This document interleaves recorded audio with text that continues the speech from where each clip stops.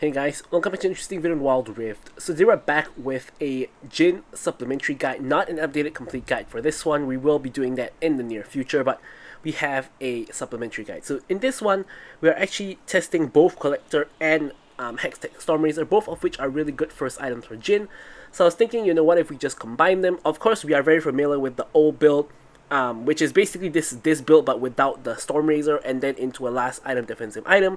There's also the STORMRAIZER first item build, and this one kind of just combines both of them together by going for Collector first and then STORMRAIZER second. Now, is this build good? Well, it does have its strengths, but I wouldn't say it's the best build for Jhin, which is why, of course, I'm not labeling this as an updated complete guide. We'll have to stay tuned for that one.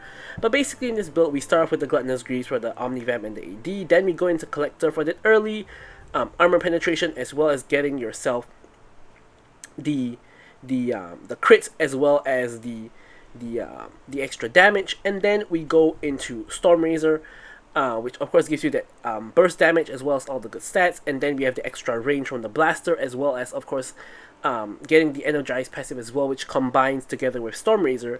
And then we have IE for the extra crit damage and the pure AD, and finally we have Moral Reminder for the armor pen and the Grievous Wounds. Now, some people have actually gone for a last item like Terminus or Seralda's Grudge, which I really don't think is very good. I think Moral Reminder is just way more better than these items. Now that I think about it, you can actually go for something else, which is, instead of going for Collector first item, since you already have 100% crit anyway, you could actually instead go for, you know, Youmuu's or even a Duskblade as your first item. So you could actually go for something like this instead.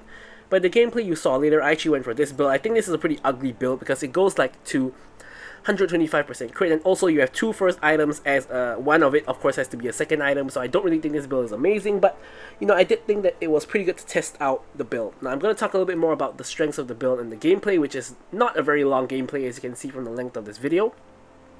But next, the runes. Of course, Fleet Footwork is the best rune for Jhin. Of course, Jin's going to convert the attack speed that you get into AD. Now, Jhin doesn't really have a nice rune here, so we basically it's between Brutal, I forgot what this is called, Triumph, and Gathering Storm.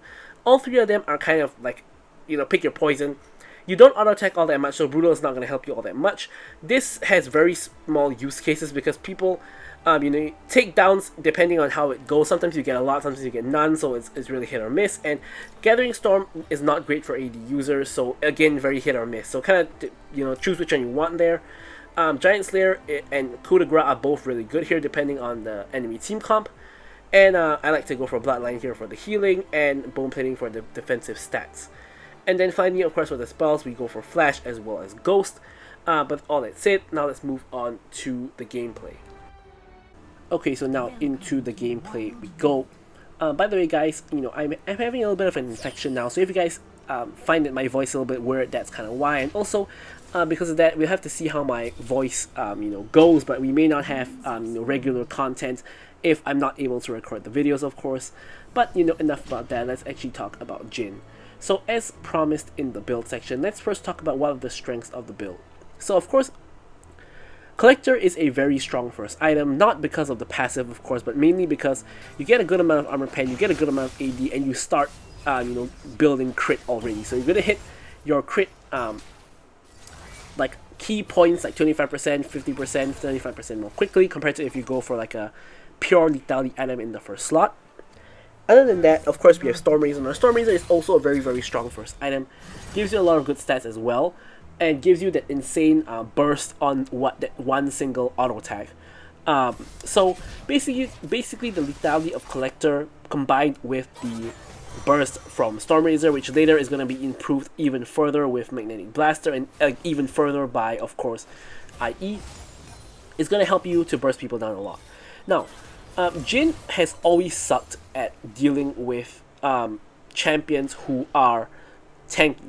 So Jhin is really only amazing into squishy teams. You can't really rely on Jhin to take down tanks unless the tanks are behind and you are super fed, then maybe you can. But in general, if you're even with the tanks, you're gonna have trouble dealing with them. So giving yourself two burst items at the start can actually be very, very helpful. And yeah, the main kind of problem with this build is, firstly, you're wasting gold because you're going to 125% crit, which of course is not going to help you, so you're wasting gold on stats you don't need. And number two, you don't have any room for a final item that gives you resistance, like a ball or a GA or something like that. Of course, if you go for the old build with Collector into Magnetic Blaster, that's going to solve the problem. Also going for the new Energized build. It's technically not new. The Energized build is the really old build, like for Jhin, before Collector even existed in the game. Going for that STORMRAIZER build is actually going to help you out as well. And I personally believe that most likely the STORMRAIZER build is the best build. Now, I'm of course still playing that build and the old build quite a bit, so we'll have to kind of test out on that one a little bit.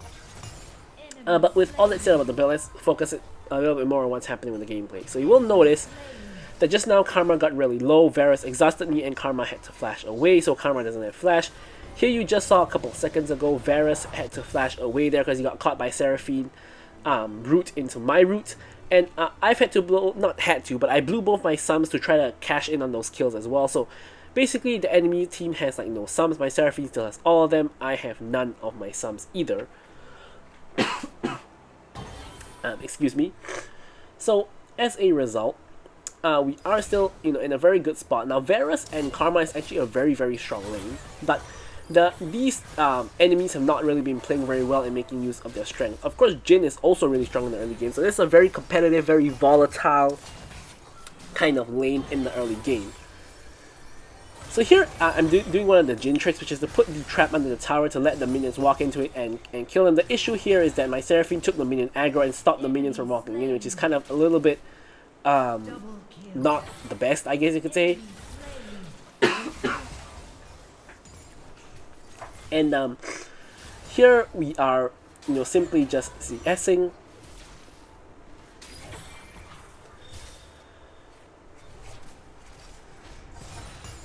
And yeah, not too much else is going on. Just trying to look for an opportunity to, of course, get a kill or to get an advantage of any sort.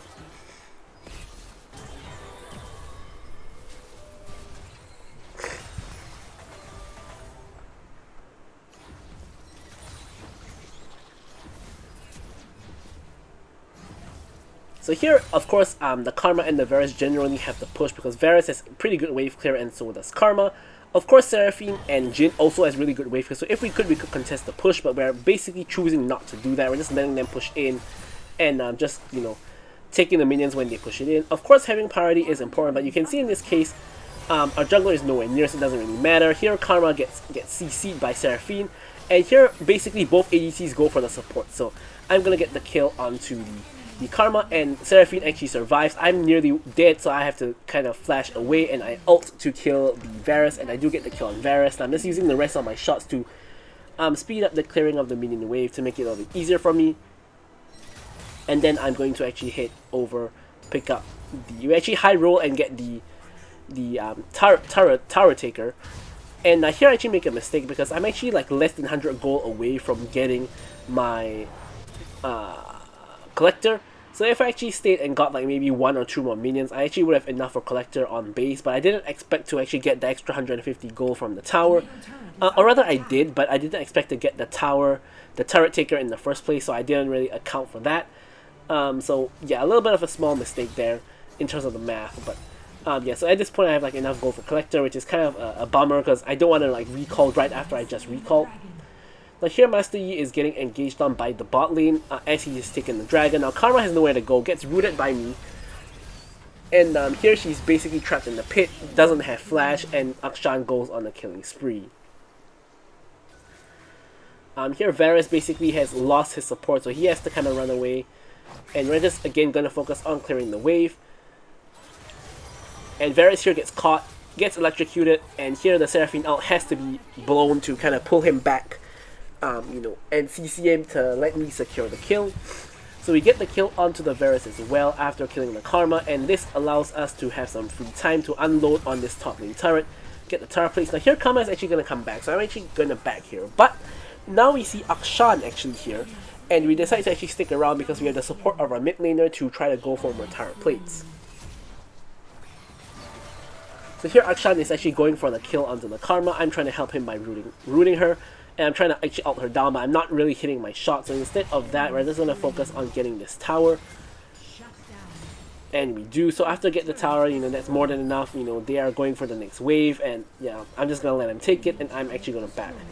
So you'll notice that mid is completely undefended at this point in time. So I'm gonna back. I get the collector, I get the Loom Quiver, and I'm gonna run over to mid to go ahead and defend it.